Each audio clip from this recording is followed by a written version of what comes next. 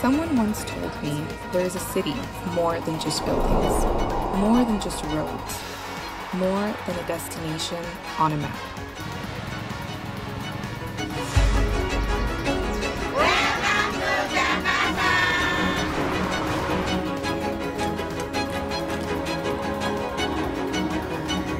We look up at the stars dreaming, but what if what burns brightest is not what is up in the clouds, but what surrounds us?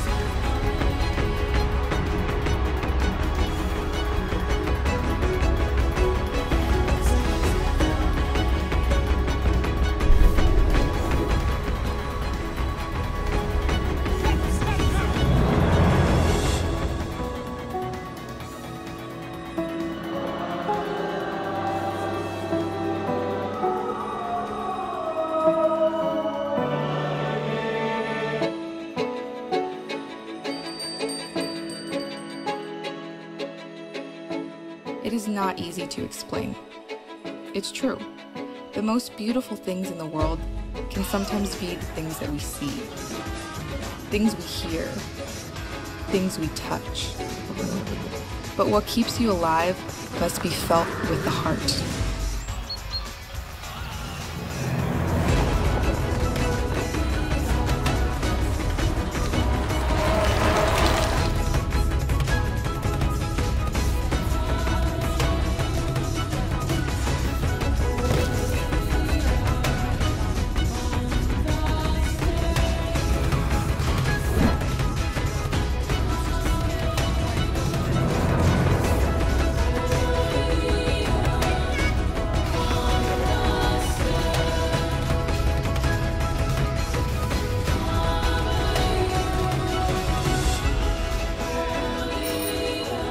This is where I began my journey.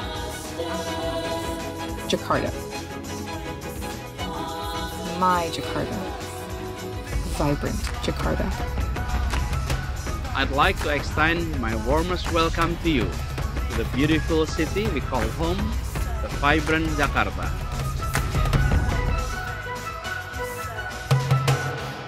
You're unbelievable.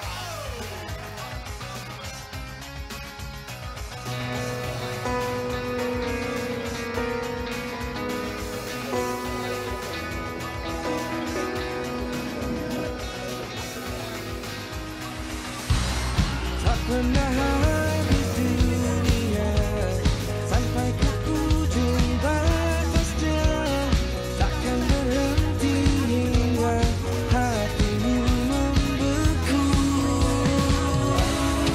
Kembali berputar arah, pulang padaku.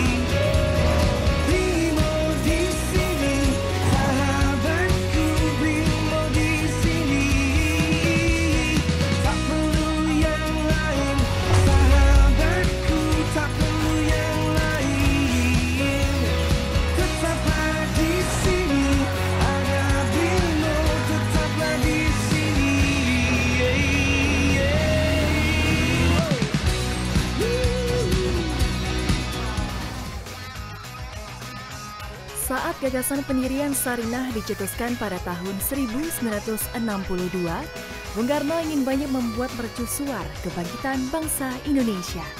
Sarinah adalah bentuk perwujudan dari kebangkitan ekonomi kerakyatan menuju modernisasi dan internasionalisme. Dari masa ke masa, Sarinah menjadi saksi dari perkembangan Indonesia. Sarinah melihat bagaimana masyarakat bertumbuh dan beradaptasi melalui segala tantangan yang hadir. Sarinah terus menjadi sentra aktivitas bagi masyarakat untuk memasarkan inovasi dan produk dalam negeri di jantung ibu kota. Transformasi Sarinah adalah sebuah momen yang dinanti-nantikan masyarakat Indonesia. Sebuah pusat perbelanjaan yang didesain untuk memberikan ruang bagi produk dalam negeri yang telah dikurasi. Pemugaran gedungnya tetap menjaga kelestarian aspek cagar budayanya, namun interior, fasilitas, dan pengalaman berbelanja akan disesuaikan dengan perilaku konsumen masa kini dan masa depan. Sarinah diharapkan menjadi destinasi wajib kunjung bagi wisatawan dalam dan luar negeri. Ruang rumah Sarinah terbagi menjadi 8 buah segmen lantai.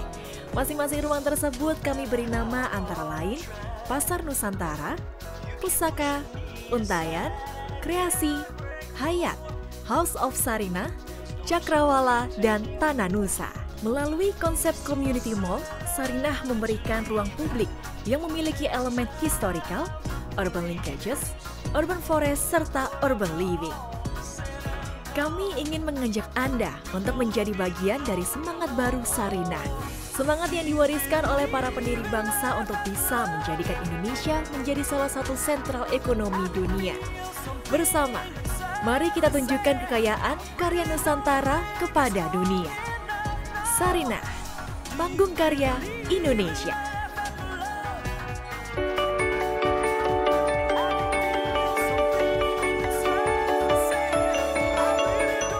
Menurut saya, brand lokal merupakan tanggung jawab semua pihak. Saat ini banyak banget brand lokal yang keren-keren.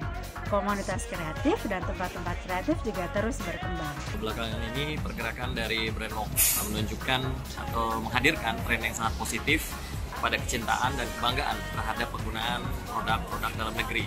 Nama saya David Irianto, salah satu pengurus dari JCCF. Selama beberapa tahun kebelakang, dalam peran saya sebagai kurator untuk berbagai acara konferensi kreatif di Indonesia, saya melihat ledakan yang luar biasa dari antusiasme anak muda dalam membuat brand-brand lokal. Saya Tante Apriliana, pegiat dan pengembang jenama lokal. Sarinah adalah nama pengasuh Bapak bangsa kita Soekarno. Sejak awal didirikannya di tahun 62 oleh Bung Karno, Sarinah telah dijadikan sebagai sarana dan wadah bagi produk lokal Indonesia. Dan dia akan menjadi semacam game changer bagi semua pelaku-pelaku kreatif lokal, para pelaku kultural lokal, para pelaku brand-brand lokal keren yang akan menjadi pendorong utama dari ekonomi retail Nusantara. Halo, saya Vicky Satari, Dewan Pengawas dari Jakarta Creative City Forum. Swastiastu, Tiang Komang Winawayudi dari Bali. Saya seorang creative trainer dan founder dari Kualen Ento bersama ICCN dan JCCF. Halo, saya Laura Bangun Prinsu. Saya juga pelaku ekonomi kreatif di subsektor penerbitan. Saya menyambut baik hadirnya wajah baru Sarinah yang mengedepankan membantu memajukan lokal-lokal brand di Indonesia. Dan semoga juga Sarinah bisa menjadi etalase bagi wajah dan representasi produk lokal di mata dunia. Saya Aldi, Deputi Bidang Regulasi dan Kebijakan Jakarta Creative City Forum atau JCCF. Harapan saya, Sarinah bisa menjadi showcase untuk lokal brand Indonesia, para lokal heroes Indonesia untuk menunjukkan kualitas dan kapabilitas mereka. Semoga kerjasama Sarinah dengan Jakarta Creative City Forum atau JCCF bisa menjadi inisiasi awal dari terciptanya platform yang berkelanjutan. Saya Dipa Sitepu sebagai pengurus pemasaran dan komunikasi publik di JCCF. Semoga melalui Sarinah dan Jakarta Creative City Forum lebih banyak lagi lokal brand Indonesia mendapat kepercayaan sebagai brand yang berkualitas dan itu buatan Indonesia. Saya Radityo Susilo, founding partner dari PT Arab Design International dan juga wakil direktur inkubator bisnis dari Jakarta Creative City Forum. Saya sangat bersemangat dengan misi Sarinah untuk menjadi etalase prominent bagi local brand kebanggaan kita semua. Halo, nama saya Leonardo Sobrata. Saya sekarang sedang menjabat menjadi Direktur Utama Smesco Indonesia dan juga komisaris di Sarinah.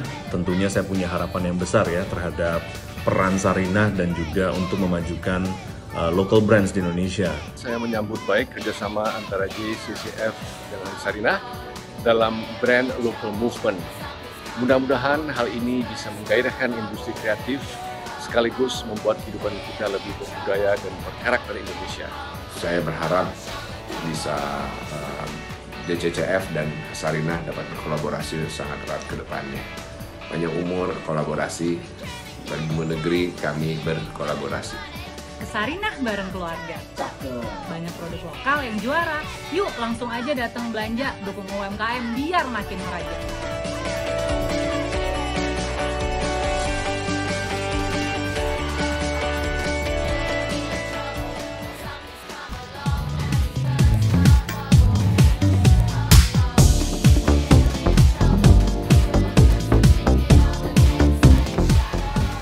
Oke, selamat sore. Selamat datang di Sarinah Jakarta Content Week 2021 disponsori oleh Brimo dan Dinas Pariwisata dan Ekonomi Kreatif DKI Jakarta. Acara ini diselenggarakan oleh Yayasan 17.000 Pulau Imaji dan Frankfurter Buchmesse. Saya Laliti Apsari, saya Wakil Direktur Pengembangan dari JCCF, akan berbincang-bincang bersama Kang Vicky Satari yang merupakan Ketua Umum Indonesia Creative Cities Network dan Mas Eugenio Hendro, Product Designer dalam sesi Bincang JCCF, Culture is the Future, Conservation through Relevant Adaptation. Oke, saya mau kenalin dulu mengenai para speakers hari ini.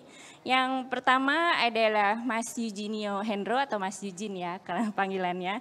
Mas Eugene adalah desainer produk dengan ketertarikan akan budaya lokal Indonesia.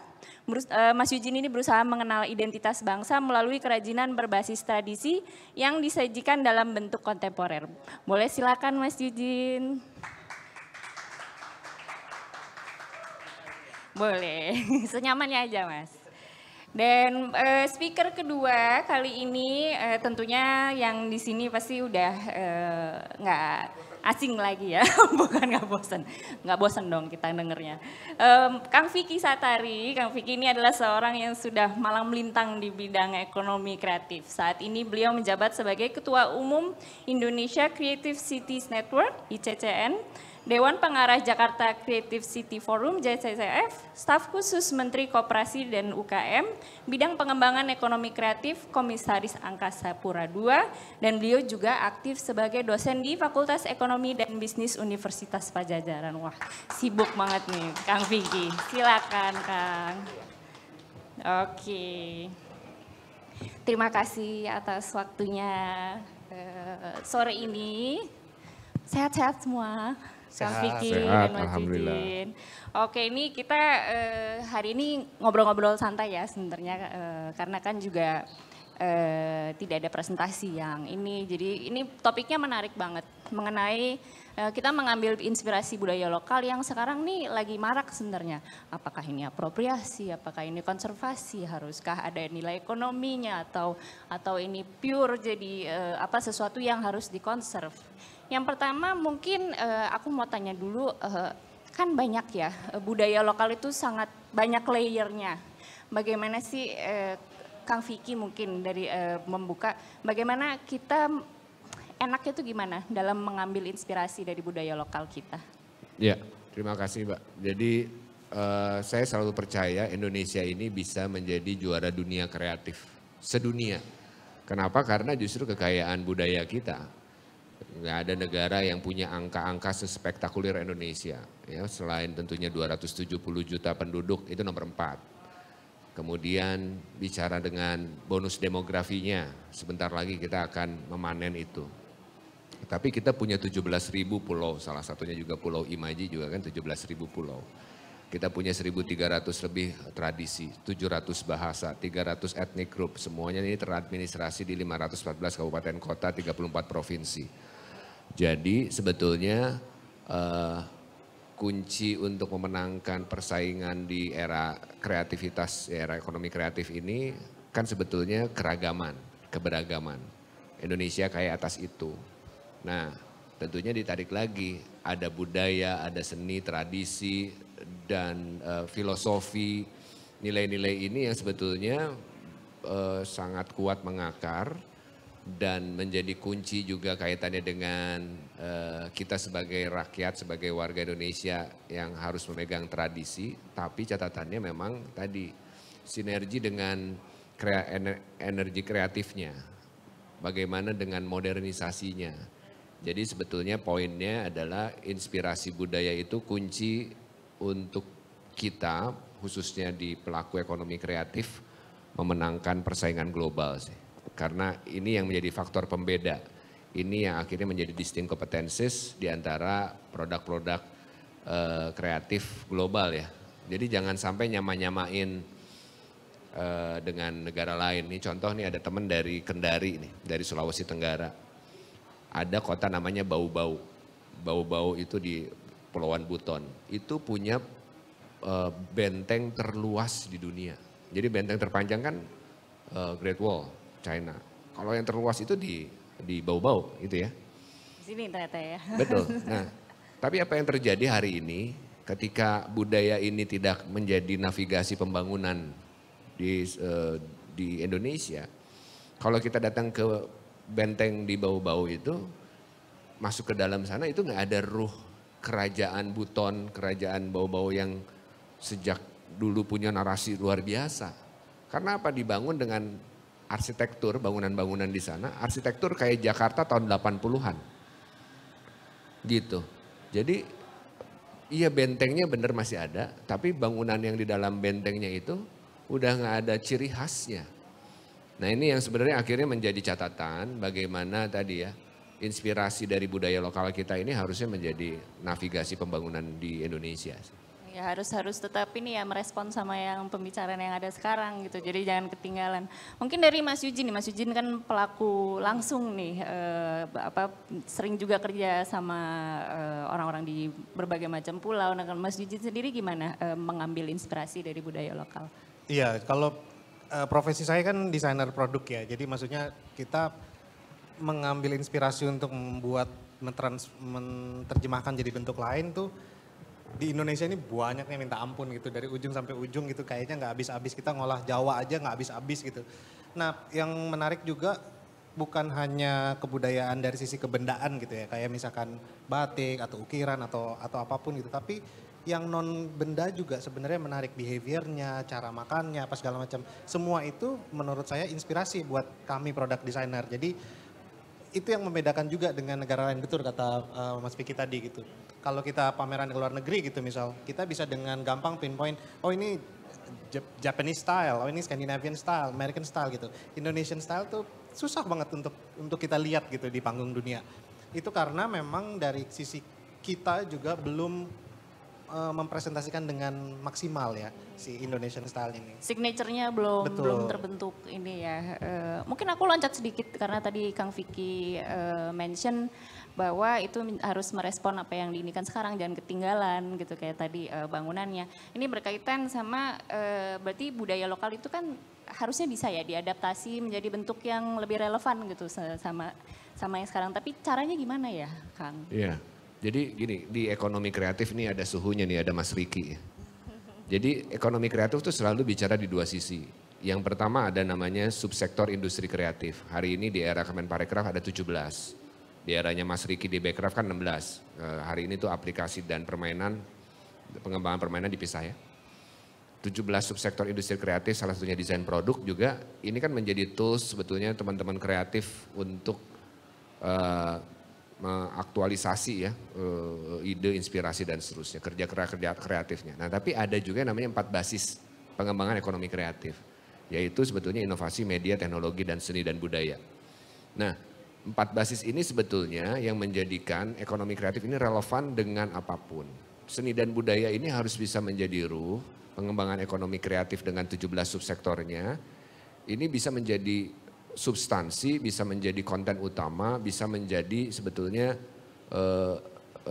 bahan baku bagaimana ekonomi kreatif ini diejawantahkan gitu ya. Contoh, cerita terkait dengan filosofi, tradisi dan seterusnya bisa digambarkan dengan sesederhana teman-teman games misalnya.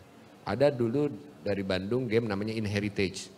Itu cerita terkait game perang-perangan biasa, tapi cerita ada 5 tokoh jagoan dari Jawa Barat yang digambarkan dengan misalnya tokoh dari Bandung, pakaiannya batik Bandung gitu, kendaraannya harimau Bandung. Terus kemudian semua yang digunakan itu menggunakan translasi dari budaya lokal, tradisi lokal. Jurus silatnya, jurus silat Bandung. Ada yang dari Garut, kendaraannya domba karena kan Garut terkenal dengan domba. Warna batiknya coklat karena dodol. Tapi batiknya batik Garutan gitu ya. Jurus silatnya Cimande dari Garut gitu. Itu digambarkan. Banyak sekali cerita yang bisa dieksplor sebetulnya terkait dengan budaya Indonesia gitu. Nah kemudian juga ada contoh batik fraktal. Teman-teman pembatik yang pakai rumus aritmatika, algoritma gitu ya, betul untuk motifnya. Sehingga bisa mendapatkan motif yang tak terhingga secara variannya gitu. Tapi secara produksinya tetap pakai lilin, tetap pakai pemanasan gitu, maksudnya pakai batik gitu ya. Ini yang disebut sebetulnya arsitektur juga begitu. Bagaimana tadi saya cerita kalau datang ke beberapa kota gitu ya, kok ini kayak Terminal 3 ya.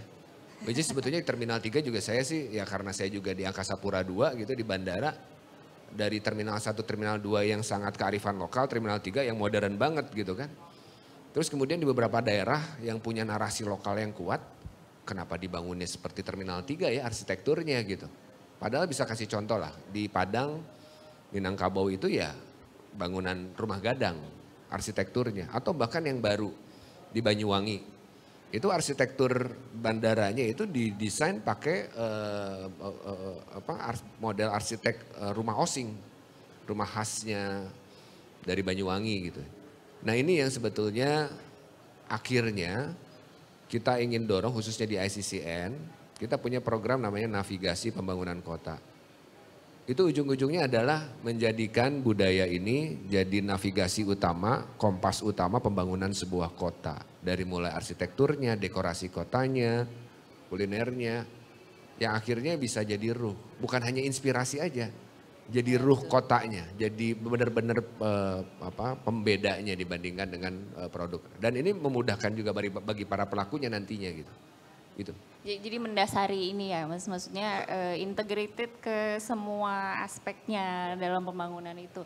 Nah kalau Mas Eugene sendiri dalam pasti juga berkelit dengan tren desain, tapi juga mau memasukkan budaya lokal. Boleh nggak Mas cerita pengalamannya pada saat mencoba mengadaptasi budaya tadi menjadi bentuk yang relevan gitu untuk konsumennya? Iya, jadi kalau kami gitu di studio kakinya tuh selalu ada di dua tempat. Yang satu di UKM, yang satu di industri besar.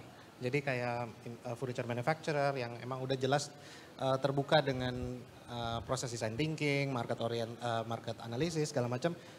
Cukup mudah lah kalau kita mau menginjek sesuatu berupa budaya gitu. Tapi yang jadi PR sebenarnya yang kita temui adalah ketika kita berusaha berkomunikasi dengan pelaku di daerah. Jadi tidak semerta-merta ketika kita sebagai product designer gitu ya datang, ini kayaknya kita bisa melihat peluangnya ke arah sana gitu ya. Tapi untuk mereka mentransformasi menuju ke arah sana itu prosesnya tidak gampang menurut saya karena berhubungan dengan mindset. Nah ini sebenarnya PR-nya gitu. Kalau misalkan salah mereka nggak akan ke sana karena mereka tidak melihat value dari produknya atau tidak melihat marketnya. Misalkan kita ngomong kayak, oke ini kayaknya bisa masuk ke pasar Jepang nih gitu. Kalau di tweak sedikit bisa masuk ke pasar Jepang, tapi dia nggak melihat apa iya orang di Jepang pakai begitu gitu, karena kan nggak tahu ya. Nah itu biasanya kendala buat kami untuk transfer knowledge gitu. Ininya, betul. Transfer knowledge-nya gitu. Tapi kalau untuk berbicara dengan industri besar seperti furniture akan lebih sedikit mudah karena misalkan kita ngambil kayak sekarang kita mendesain untuk brand di Jakarta namanya Every. Kita ngambil inspirasinya nostalgia tapi berbasis tradisi gitu ya. Kita buat meja untuk bistro atau area komersil. Detailnya tuh diambil dari tampah gitu yang dililit untuk ayakan padi. Nah itu masih gampang untuk diadopsi. Okay. PR-nya adalah yang kita berkomunikasi dengan di daerah biasanya gitu. Oke, tadi Mas Eugene mention sedikit mengenai tantangannya Mas. Tantangannya dalam membuat budaya ini menjadi sesuatu yang relevan gitu. Kalau Kang Vicky mungkin dari segi pemrograman tantangan utamanya apa Mas? Untuk membuat ini jadi relevan di budaya lokal. Iya, betul tadi ada gap ya. Sebetulnya dari seluruh isu ekonomi kreatif di Indonesia menurut saya itu sebenarnya adalah tadi pemerataan, baik informasi, pengetahuan, Dan kaitannya karena ekonomi kreatif ya ada kata depannya ekonomi, nah ini isu. Karena kreativitas diekonomikan ini juga bukan hanya bicara produk yang kreatif, tapi sebenarnya model bisnisnya. Nah isunya di Indonesia datanya kan 99,6% ini usahanya usaha mikro dari pelaku usaha, pelaku bisnisnya. Jadi sebetulnya teman-teman yang di daerah itu kebanyakan mayoritas ya terutama penggerak tradisi itu kan sebetulnya juga kalau melakukan usaha pun usaha di level mikro kecil kebanyakan kan itu yang minim literasi bisnis, minim terkait dengan akses pembiayaan, akses digital dan seterusnya. Nah gap ini yang sebetulnya menjadi penting peran-peran pelaku kreatif di kota-kota besar, kota-kota yang memang lebih kuat ya dari sisi memang subculture-nya. Ini yang bisa ngambil peran menjadi agregator. Jadi Mas Eugene ini sebetulnya ketika once punya project kemudian mendocking satu misalnya ide gagasan mengambil inspirasi budaya daerah itu sebetulnya bisa mengagregasi juga pelaku di daerah tersebut untuk bisa karena udah ketemu nih ada marketnya kan gitu. Ini ada projectnya. Teman-teman daripada kita datang ke sana untuk ya tentunya ada teman-teman aktivis budaya kan juga ada ya. Ya betul. Tapi kan kita bicara di ranahnya ekonomi kreatifnya, dibicara di isu komersialisasinya yang tepat tentunya. Jadi itu sih tantangannya. Jadi kalau menurut saya penting untuk hadirnya tadi tantangannya adalah gap. Tantangannya adalah bagaimana tenun teman-teman tuh yang ada di bukan di ND di mana dari NTT ya. Bagaimana penenun itu ngerjain tenun itu kan luar biasa hebat. Tapi untuk satu hari itu hanya bisa 5 cm.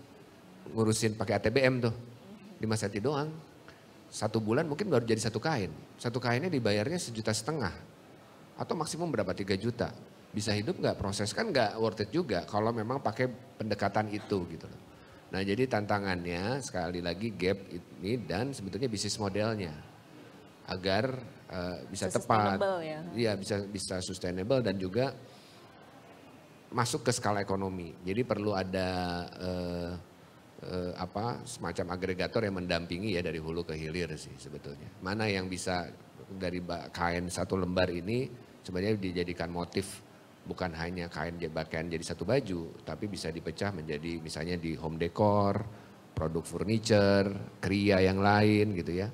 Atau sebetulnya ada bisnis model yang baru, si sentra tenunnya dijadikan titik desa wisata sehingga ada revenue generation juga dari revenue income juga ya, dari revenue resource juga dari aktivasi tersebut. Jadi itu sih tantangannya bisnis model setelah gap. Ya, bisnis model itu penting banget yang tadi Kang Vicky mention. Tapi ada bagian yang tadi Kang Vicky mention yang saya juga merasa ini kayaknya juga jadi polemik ya selain karena unsur komersialisasi ini. Apakah budaya ini menjadi sesuatu yang membawa atau adding value gitu terhadap suatu produk gitu, atau dia sebaiknya menjadi sesuatu yang pure dikonservasikan aja gitu. Nah itu kadang-kadang menjadi ada resistensi gitu dari entah aktivis atau mungkin dari yang sudah memiliki tradisinya gitu secara turun-temurun. Mungkin Mas Eugene pernah mengalami itu kah pada saat berbincang dengan ini lokal? Iya pernah, justru kita punya kasus khusus ya, jadi kayak sampai tahun 2021 ini mungkin studi kasus kita ada sekitar 20 UKM dari beberapa provinsi gitu dengan kasus yang berbeda-beda. Jadi ada yang masalah pemasaran, masalah human resource-nya, masalah macam-macam gitu. Nah ada satu daerah, saya nggak sebut daerahnya ya, ada satu daerah cukup menarik. Mereka didorong untuk ke arah ekonomi kreatif kan ya. Tapi mereka perilakunya sebenarnya 6 bulan berladang, 6 bulan menenun. Perilaku masyarakatnya adalah seperti itu.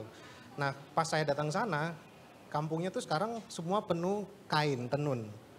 Mereka agak melupakan berladangnya. Sekarang jualan.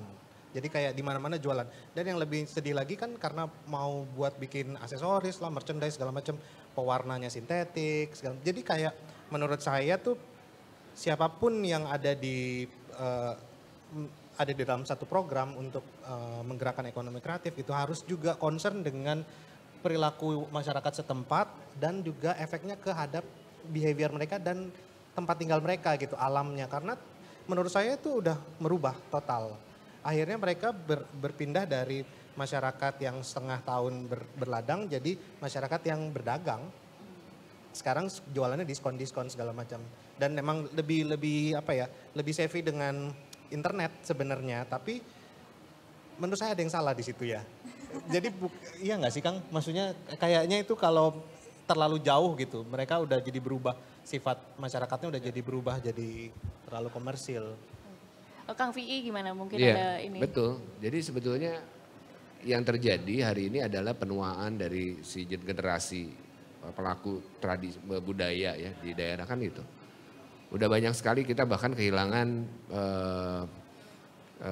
artis-artis penun, artis-artis pemahat, artis-artis ya banyak ya. Banyak sekali yang sudah memang nggak nurun ke generasi berikutnya. Kenapa? Karena isu ekonomi. Karena ngelihat kok nggak kurang sejahtera ya gitu. Terus kemudian ada disrupsi digital teknologi kan gitu. Anak muda biasanya lebih senang begitu. Nah ini yang sebetulnya penting kemudian kita intervensi dengan pendekatan tadi sebenarnya bisnis modelnya. Saya maksudnya gini deh, tenun yang ada kalau pakai katun itu sebenarnya nggak 100% lokal juga. Benangnya kan kalau tenun mah, kalau katun mah pasti dari impor, ya kan.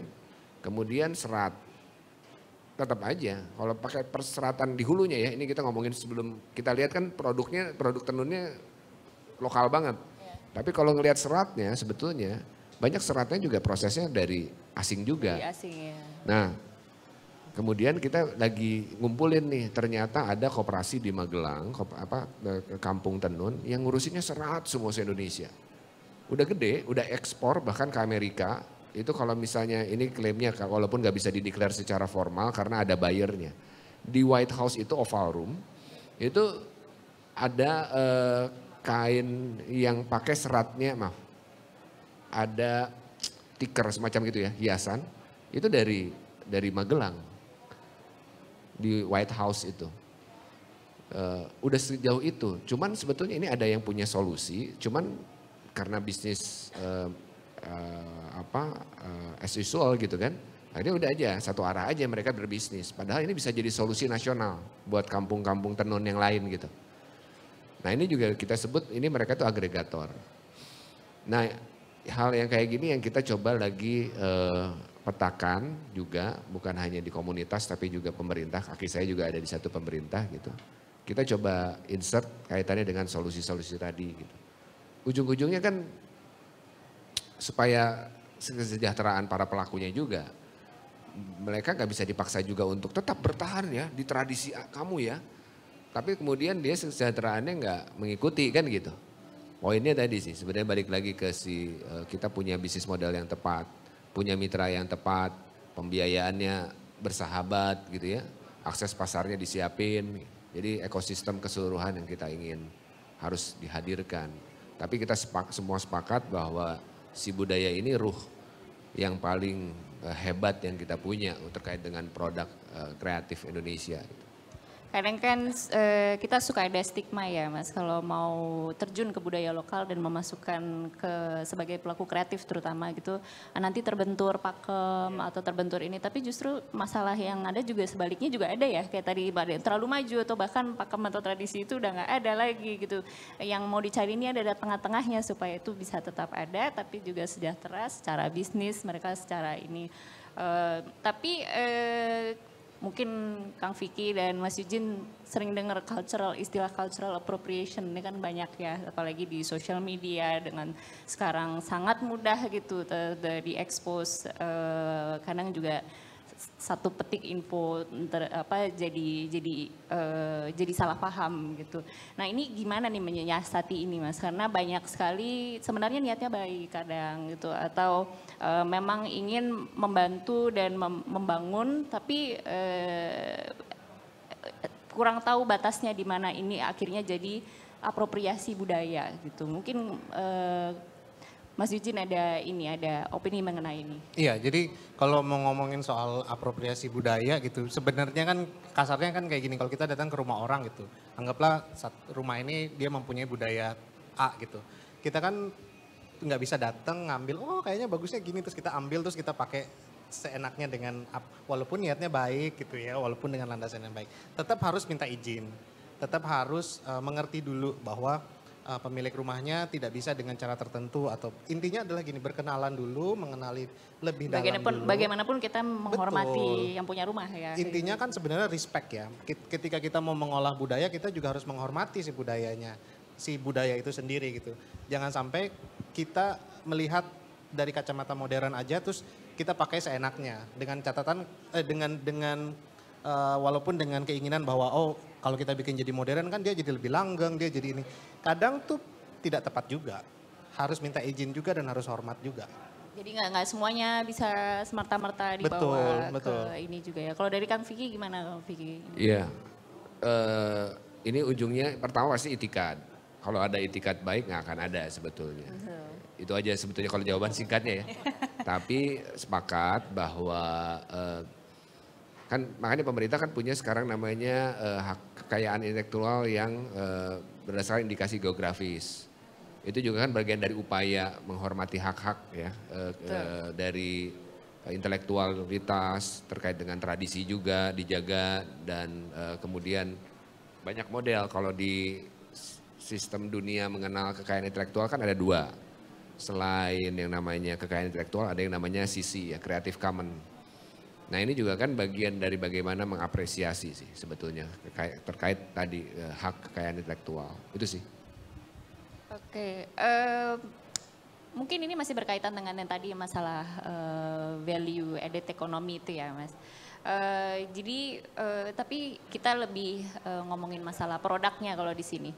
Apakah menyuntikkan budaya ke dalam suatu produk itu baiknya menjadi sesuatu yang scarce gitu sehingga dia value-nya naik gitu, atau dia menjadi tools untuk membuat produk ini bisa accessible, jadi semua orang bisa menikmati unsur budaya ini.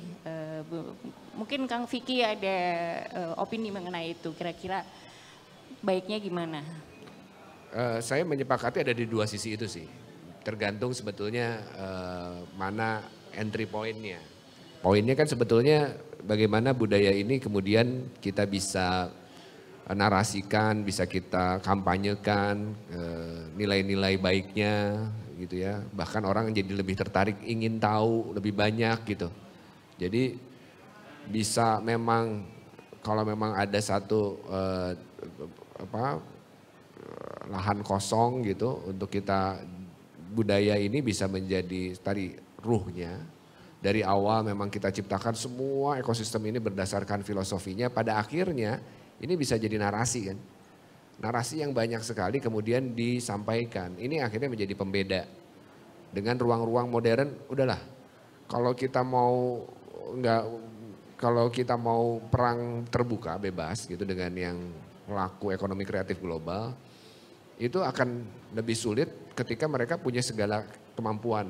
Kebijakan pemerintahnya udah lebih advance, negaranya udah lebih modern jelas gitu ya. Perilaku konsumennya juga udah sangat apresiatif dan semua terakses digital dan seterusnya. Tapi yang nggak mereka punya adalah tadi kan kekayaan budaya yang kita miliki. Sekali lagi itu sih sebenarnya. Jadi menurut saya bisa dari dua sisi apapun itu sebetulnya. Tapi poin utamanya tentunya saya ingin menyampaikan bahwa si distinct competences-nya kita tuh budaya ini menjadi satu hal yang memang nggak dimiliki bangsa lain, sehingga ini harusnya kita jadi prime mover kita ya, jadi prime generator kita sih, gitu. Oke, kalau Mas Eugene? Iya, jadi memang kalau kita ngomongin budaya gitu ya, satu sisi kita dihadapkan dengan realita banyaknya artisan dan pengrajin di daerah yang gulung tikar gitu, berpindah alih profesi dari mereka mengerjakan sesuatu yang tradisional jadi sesuatu yang berbeda. Tapi di sisi lain juga dari sisi market kadang juga tidak peduli juga. Jadi kayak saya nggak peduli deh pakai batik mau pakai tenun terserah gitu. Jadi sebenarnya bisa dua arah ya. Tapi dua-duanya juga harus disentuh gitu. Yang pertama adalah sisi edukasi, di satu sisi konservasi juga. Nah, menurut saya budaya itu memang harus fleksibel. Dia harus mengikuti arus gitu ya, arus perkembangan zaman. Harus bisa beradaptasi ya. Betul, harus bisa beradaptasi. Karena kalau tidak budaya kalau udah tidak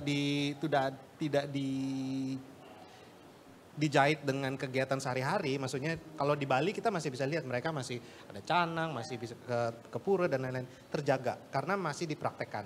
Apapun bentuknya, akhirnya seni tarinya, seni lukisnya segala macam masih ada, masih lebih bisa tertolong. Tapi kalau di daerah lain yang sudah jadi Terminal 3 tadi gitu, jadi udah jadi sangat modern, itu tuh udah terkikis habis. Mau nggak mau kita harus coba deh, ayo deh intervensi sedikit. Tapi dari sisi market menurut saya anak mudanya juga harus agak sedikit perspektifnya diarahkan ke tradisi sebagai identitas. Maksudnya itu identitas bangsa.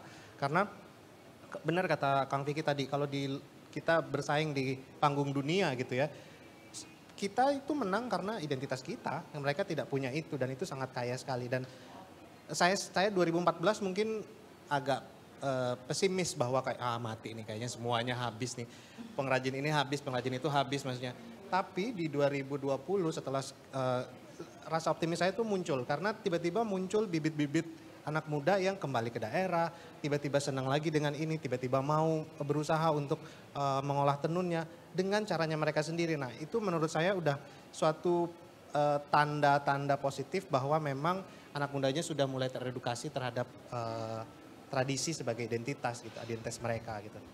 Saya lanjutin dikit ya boleh. Tadi kan Mas Judin mention Bali nih, menarik. Dulu kan orang datang berbondong-bondong ke Bali untuk lihat tradisinya selain tentunya keindahan alam ya, pantai dan seterusnya, punya gunung juga gitu.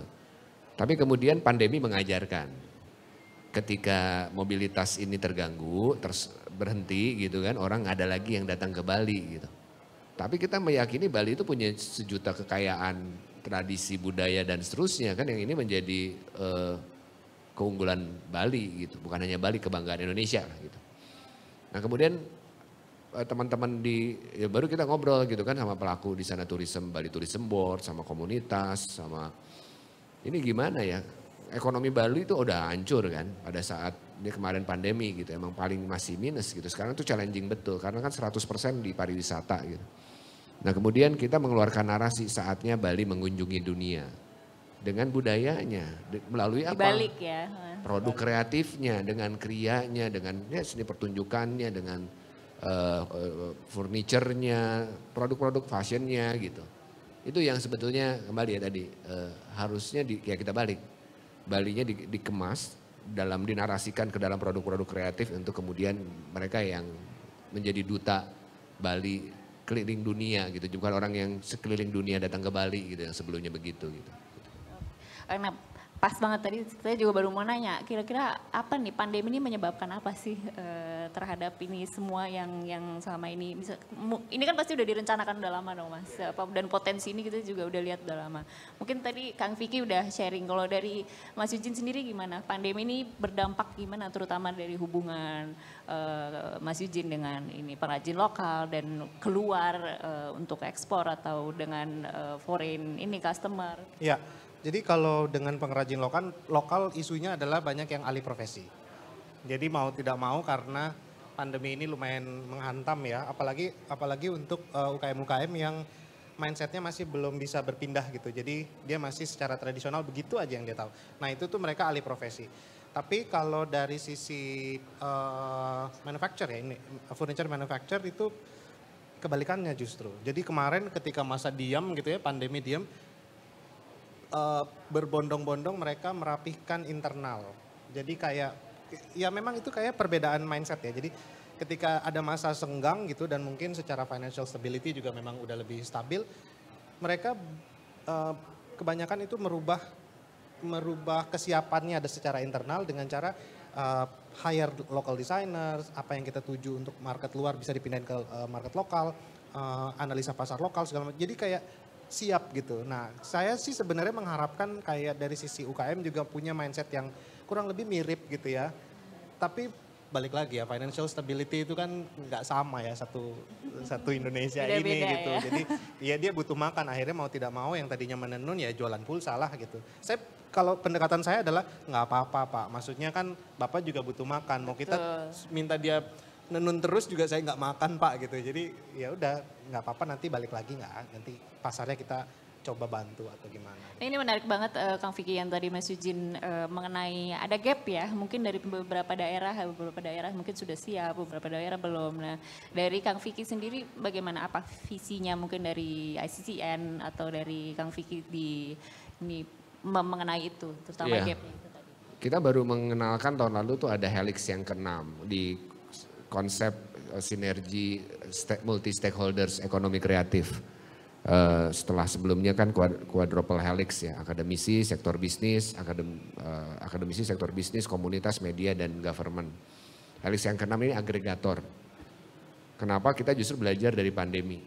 Kita melihat bahwa agregator ini penting menjadi akselerator untuk bisa mengaktifasi aktivitas ekonomi. Lagi-lagi tadi, pengrajin gak bisa sendirian. Ketika dia kan lagi-lagi level usahanya kan UMKM nih. UMKM itu kan semuanya CEO, Chief Everything Officer. Dari mulai yang produksi gitu kan, dari mulai yang belanja bahan baku, dari mulai yang nyatet ini, dia promo juga di medsos gitu. Semuanya dia kerjain gitu kan sendiri gitu. Nah konsep agregator ini kan sebenarnya membagi peran. Udah yang produksi, ibu tenang aja, produksi cuman kita boleh ya kita guide desainnya ya, karena desain ini yang diminta sama pasar. Ada yang datang, ada yang mengambil peran itu. Ibu fokus aja, nanti kita bantu urusan mesin dan seterusnya modal. Yang penting saya punya orderannya, saya punya off-takernya. Nah ini sudah diperankan banyak agregator, contoh misalnya ada untuk yang Kria itu out of Asia. Dia itu yang ekspor brand-brand seperti Zara, home decor lah ya, dunia itu ngambilnya sebenarnya di Bantul apa Sleman saya lupa, di Jogja. Tapi produksinya di sentra-sentra UKM. Kalau ngomongin bahan-bahan tertentu ada di Garut, ada di Tasik, ada di Malang. Itu ibu-ibu yang ngerjain. Produk Zara Home itu ibu-ibu yang ngerjain sebenarnya. Tapi mereka ngejagain ini PO-nya, ini QC ngejagain QC QA-nya gitu ya. Nah ini yang kembali si peran ini yang sebenarnya kita ingin dorong. Ya sesederhana urusan masker, APD kita karena lagi gede marketnya, oke, ada nih Daruma dan Karya Nusantara dan seterusnya. Untuk Kria ada Kria Nusantara, Mas Sobur. Ekspornya gila-gilaan, itu udah kontainernya udah hebat gitu kan. Nah bagaimana yang udah gede-gede ini juga mengambil peran mengagregasi. Jadi kita tuh lagi cari sebetulnya khususnya ICCN, kita cari lokomotif yang bisa narik gerbong. Kita nyari kapal tongkang yang bisa mengkonsolidasi sekoci. Peran komunitas ini biasanya mengambil peran agregasi karena kan punya akses ke komunitas, ke grassroots, tapi juga punya akses ke elit. Ke pengusaha, ke kepala daerah gitu ya. Nah ini yang sebetulnya peran ICCN sebagai forum komunitas kita ingin dorong menjadi agregator-agregator itu sih. Mudah-mudahan dengan ini tidak jadi Chief Everything Officer lagi ya. Saya nambahin dikit boleh? Silakan. Kalau yang saya lihat Kang, biasanya tuh desainer segala macam gitu yang bisa baca pasar dan lain-lain itu kan tersentralisasi di kota besar ya, kayak Jakarta, Surabaya dan lain-lain. Sedangkan kita tuh tangannya harus menjangkau sampai ke daerah pelosok-pelosok gitu. Sebenarnya saya juga kemarin berpikir kayaknya kalau misalkan bikin program atau apa, jangan pengembangan desainnya langsung ke produk tapi ke manusianya dulu gitu. Jadi individunya kayak tadi yang dibilang, kayak kita membentuk dulu orang-orang atau bibit-bibit yang bisa menjadi penggerak, Pembinaannya bukan ke produk tapi Betul. lebih ke ininya ya masyarakat. Karena kan mereka yang ada di komunitas itu, mereka yang sebenarnya mengerti keadaan aslinya. Kadang tuh saya dapat juga kalau misalkan kita sedang ke daerah gitu, kayaknya nggak pas sih sebenarnya langsung ke produk gitu, bikin sesuatu tuh dikembangkannya langsung produk. Kadang yang mereka butuhkan adalah sistem, keluarannya bukan produk. Kadang yang dibutuhkan sebenarnya hanya menyambungkan beberapa titik aja gitu.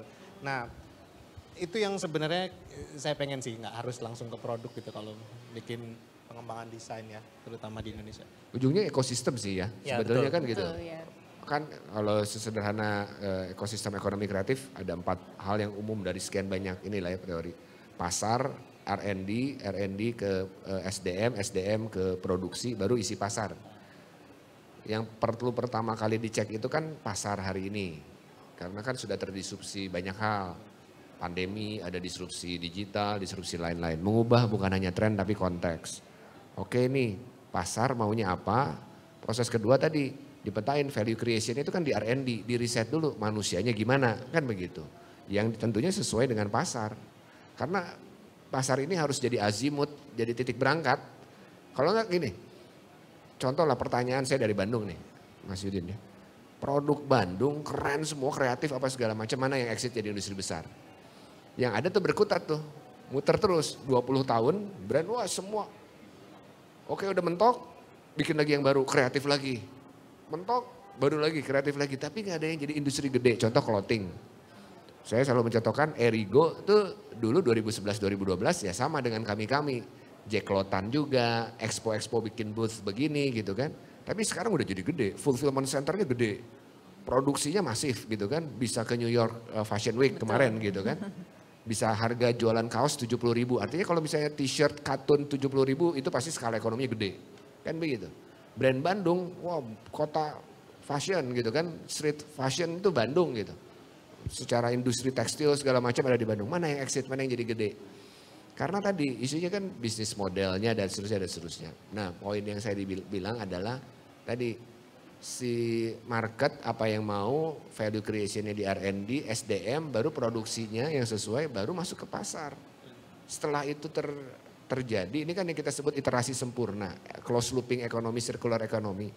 Baru setelah itu baru kita ekspansi, oke setelah pasar level kota kita mau naikin level provinsi.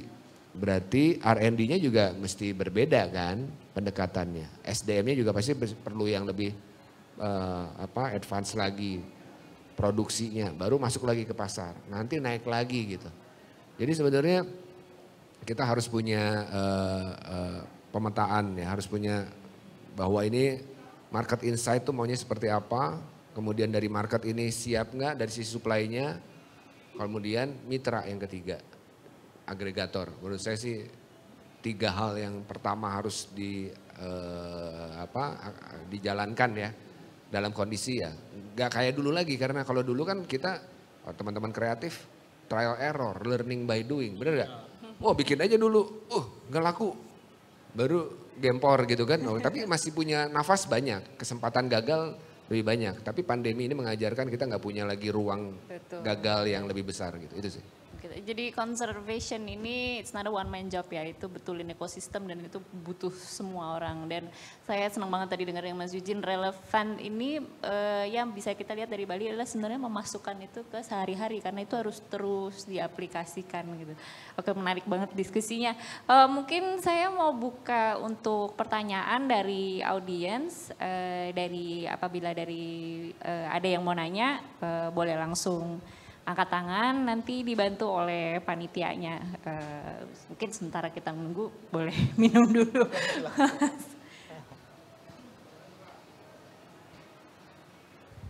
Ini jangan dibuka pertanyaan, ini jago-jago yang nontonnya. Mendingan dikasih suruh tepuk tangan dulu aja. Okay. Gimana kalau suruh boleh tepuk tangan dulu. Atau mungkin mau nanya sama Mas Riki jangan di sana. Kita yang nanya sebetulnya ke beliau. Mas Riki boleh dibalik nggak Mas? Jadi gini Mas Riki sebenarnya ya. Ditodong langsung. Tapi memang sulit ya Mas, mungkin kalau aku boleh nanya sedikit sambil kita, sudah ada pertanyaan. Boleh silakan. Baik, terima kasih atas waktunya. Saya mau nanya ke Mas Yujin.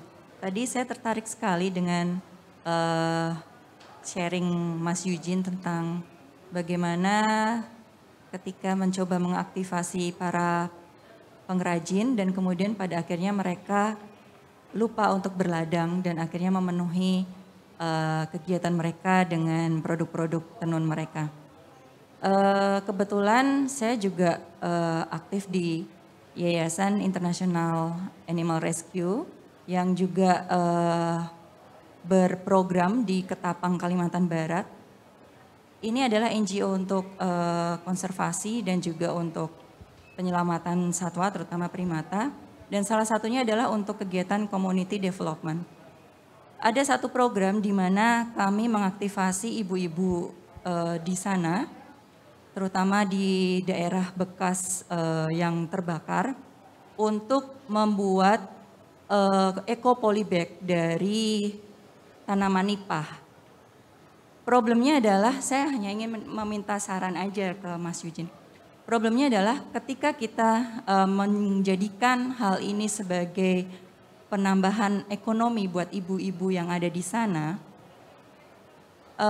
kita berhadapan juga dengan bagaimana supaya eksplorasi ataupun penggunaan tanaman nipah ini tidak kemudian menjadi berkurang, karena ketika kita terlalu mengolah atau mengambil tanaman nipah itu juga berefek pada ekosistem.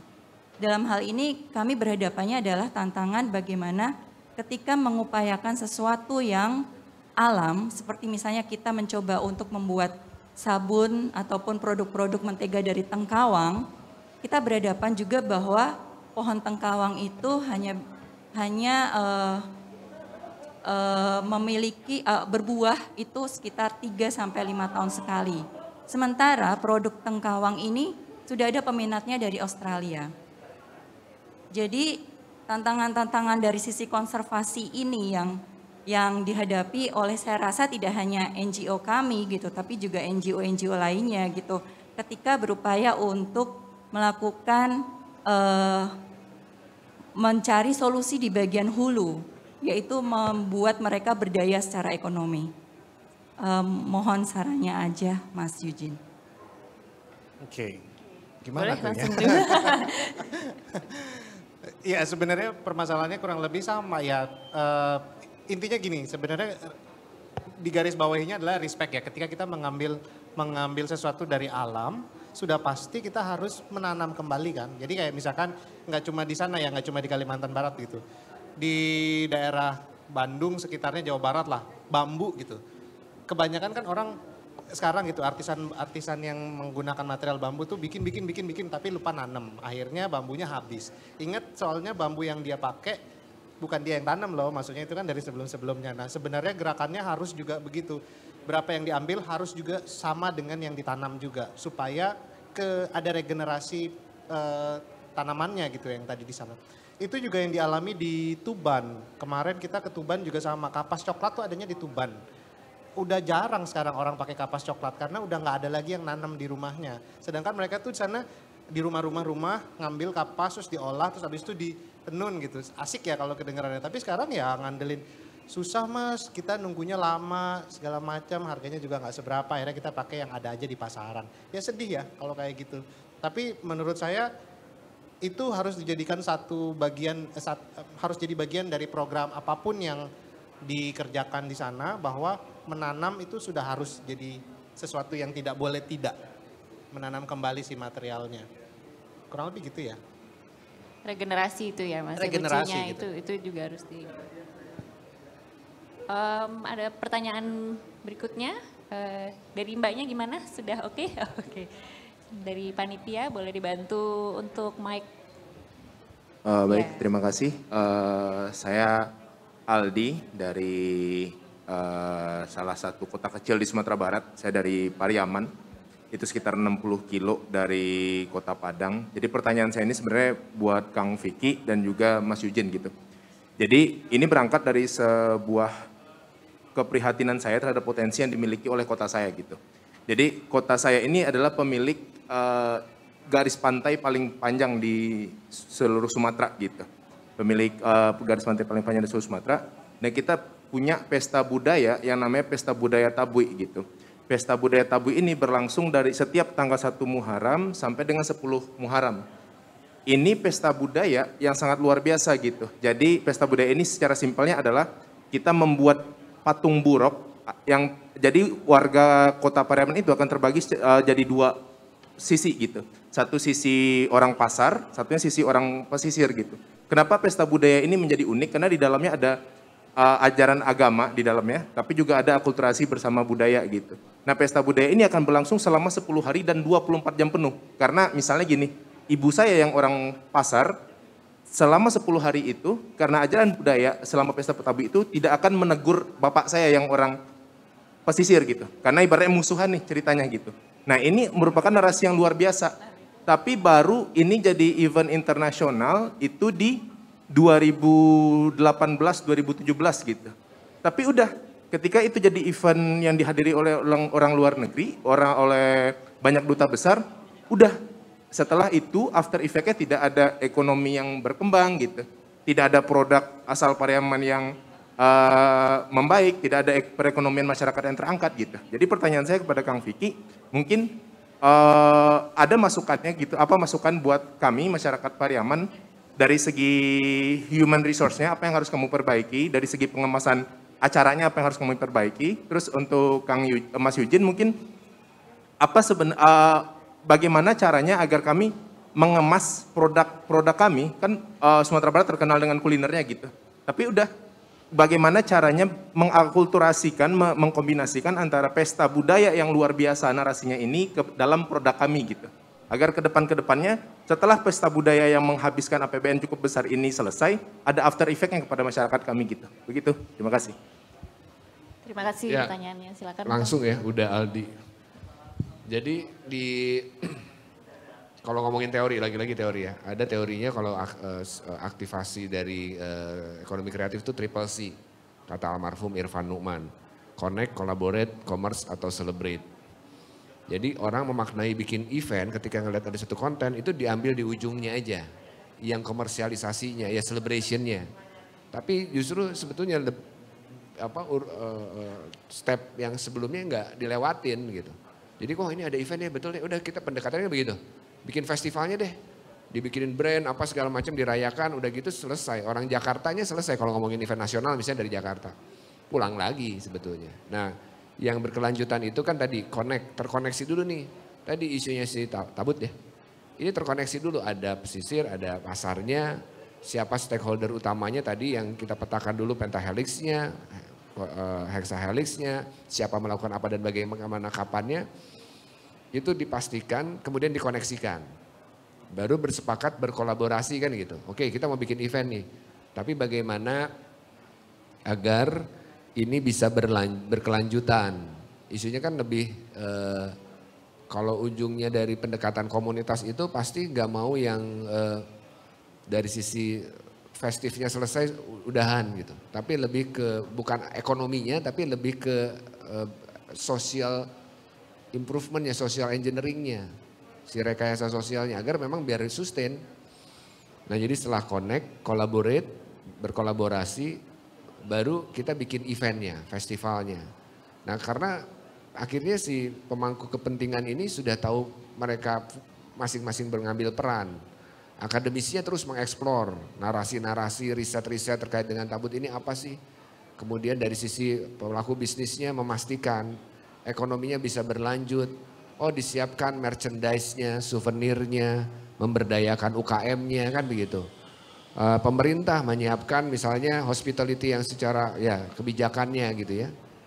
Tentunya pelaku bisnis di perhotelan juga tadi menyiapkan paket-paket dari turismenya ya, paket-paket wisatanya.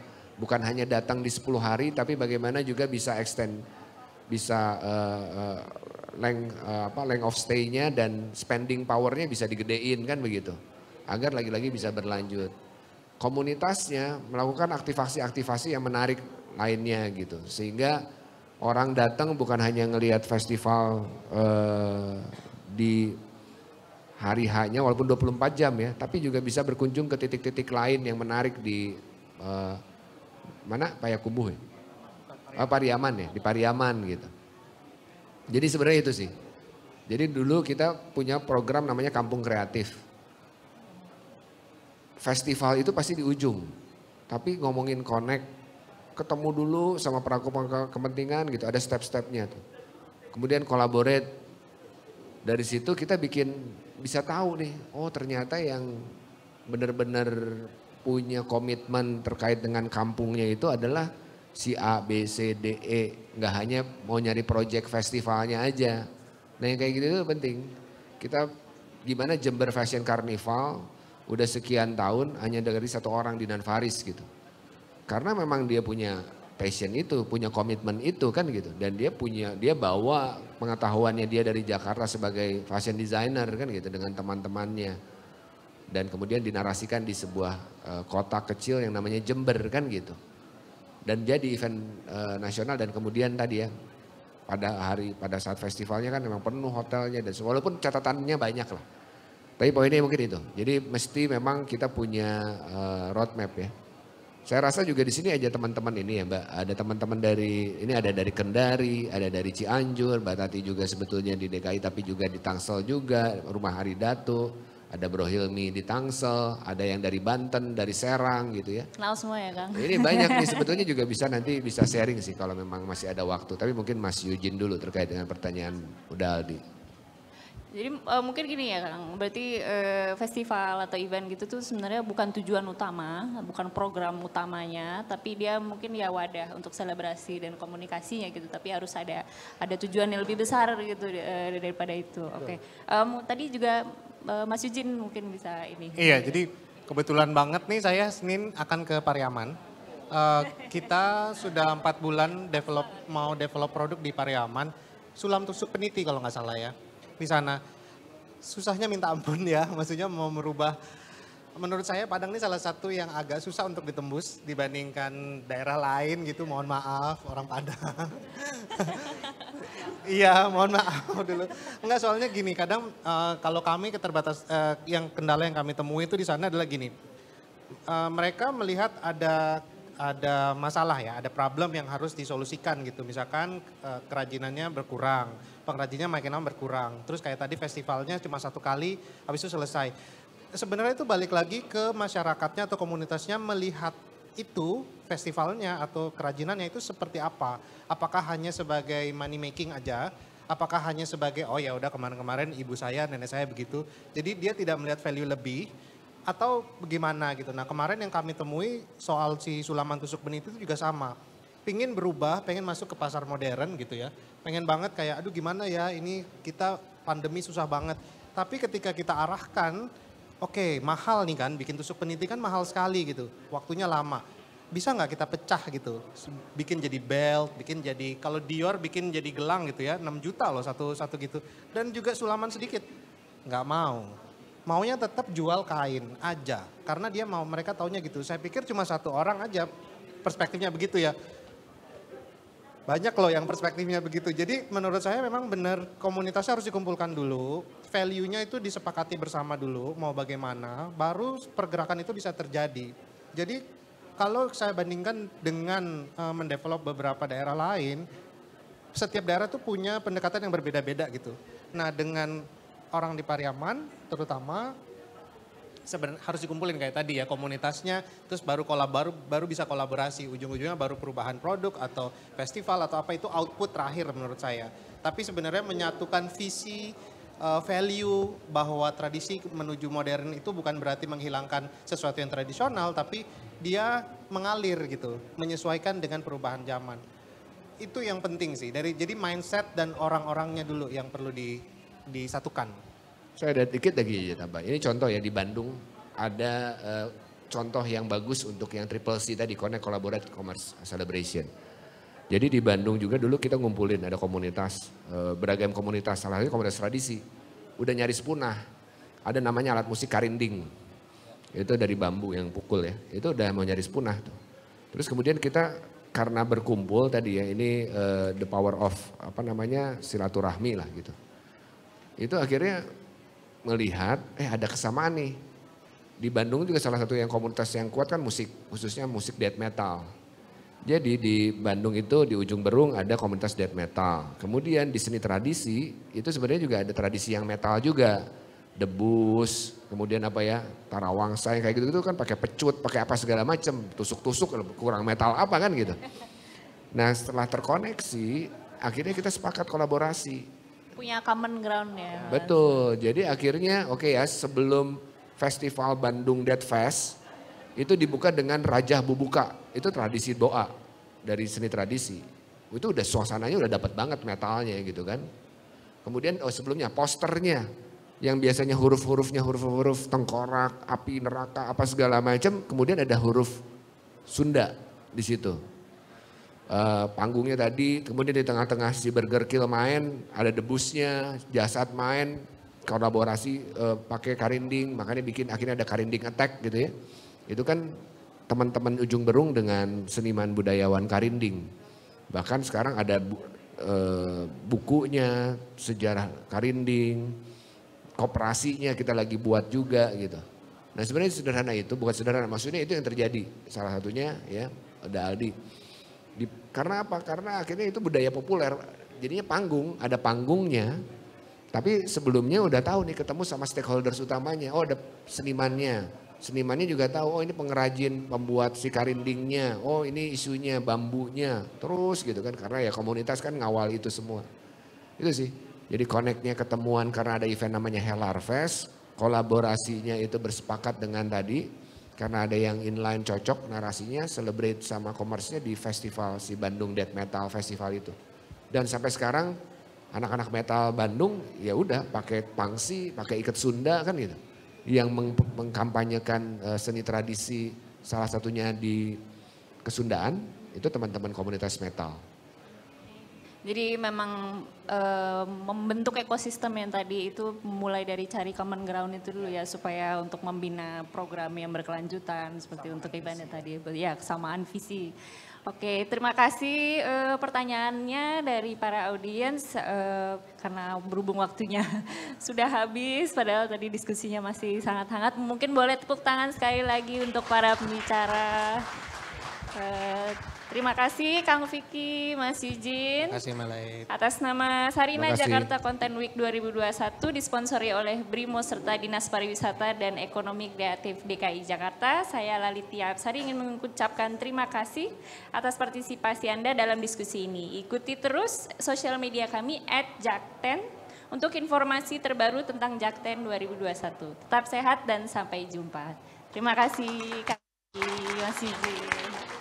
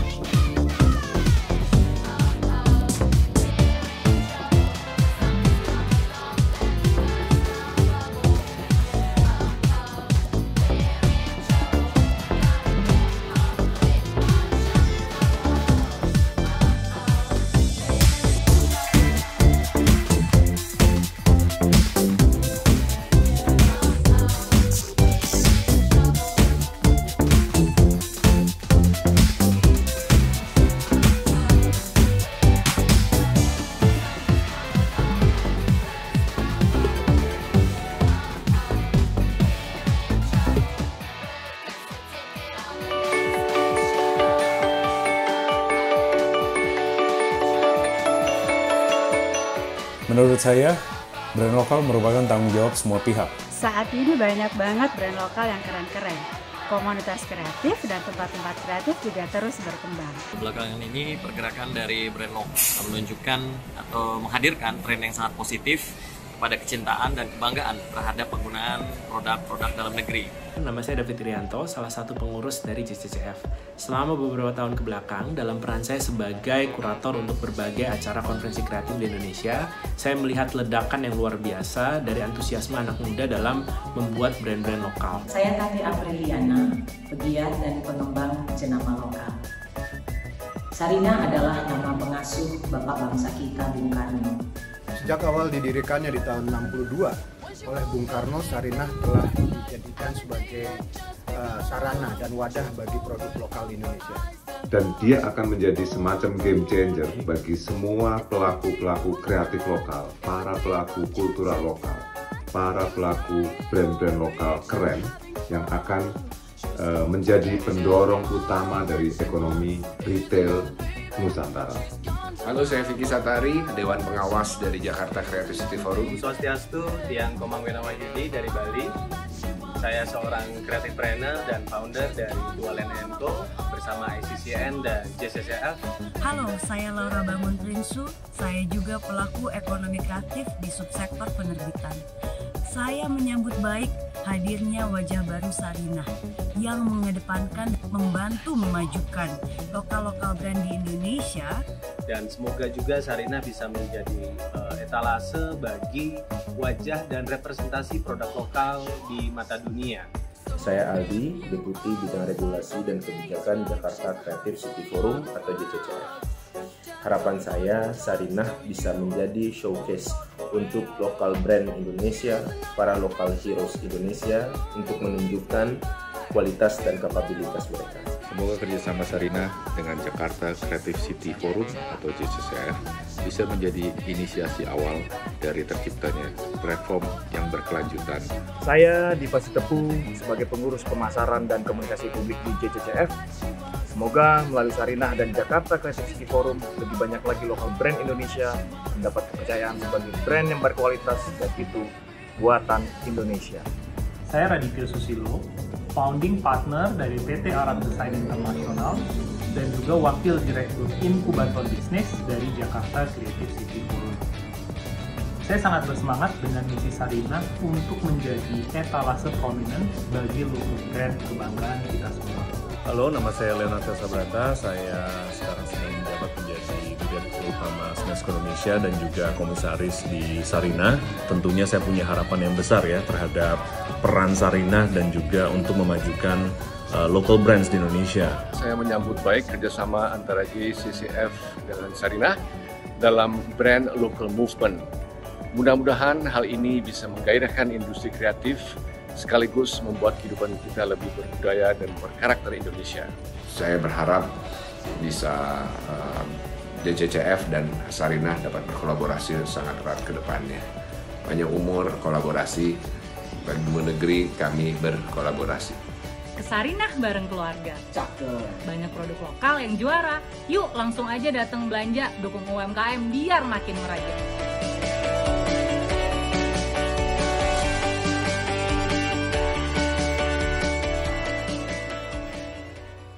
Saat gagasan pendirian Sarinah dicetuskan pada tahun 1962, Bung Karno ingin banyak membuat mercusuar kebangkitan bangsa Indonesia.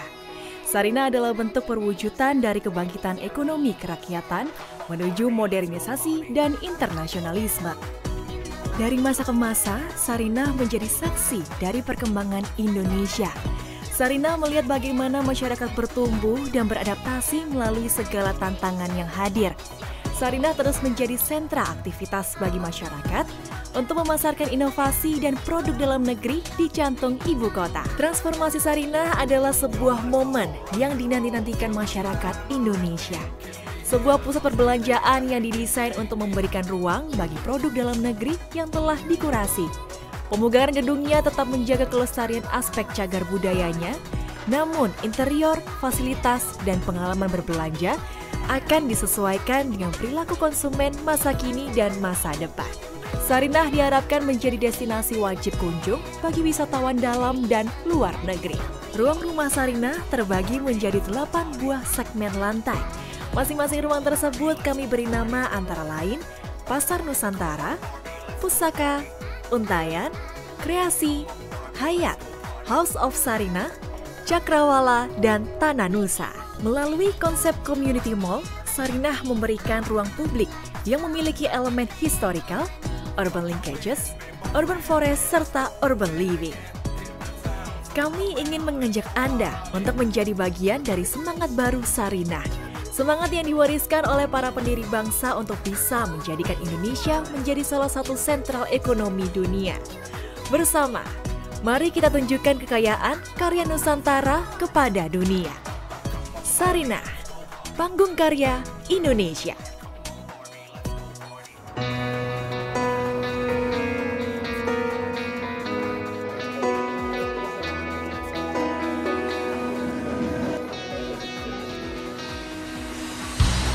Tak pernah habis dunia sampai ke ujung batasnya, takkan berhenti hingga hatimu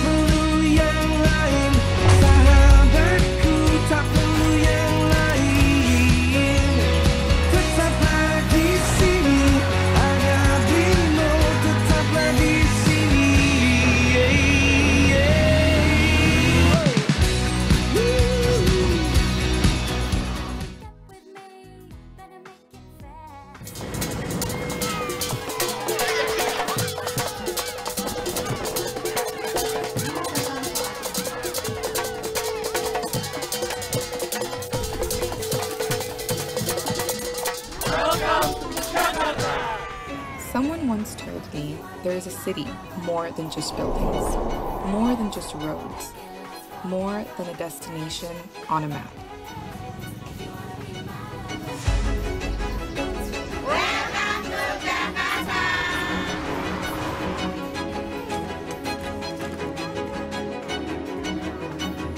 We look up at the stars dreaming, but what if what burns brightest is not what is up in the clouds, but what surrounds us?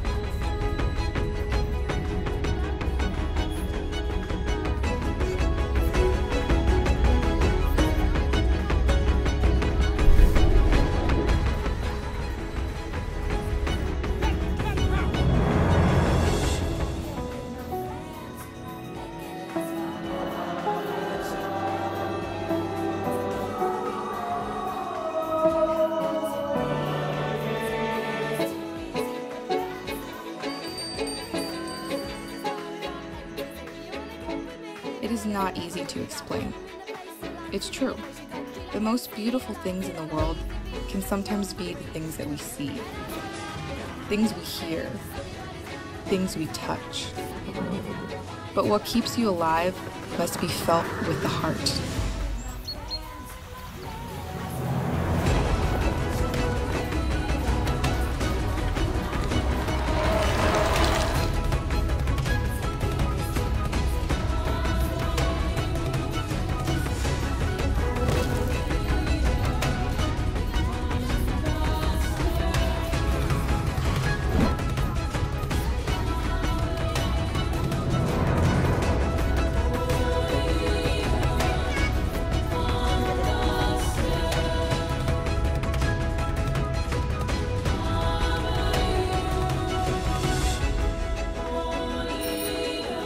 This is where I began my journey.